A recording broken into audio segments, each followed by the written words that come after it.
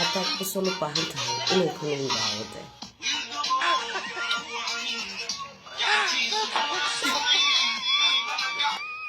walaashay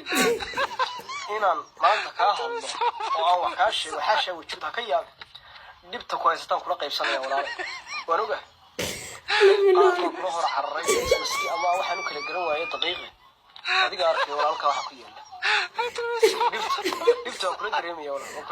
wallahi walilmi garan maayo cidi naga siisan mayso deemay ka aqoon baa 2022 ka socda 1900 oo biiban dib ugu noqonaa walaal أنا قرن ما اللي بدي إنه أبغى العين يعني اللي جديد أدون كواحد لك قرية ولا لا أنا ما أقدر نقول معي أنا اللي أفهم كل شيء ولا وين النجاحنا we are forget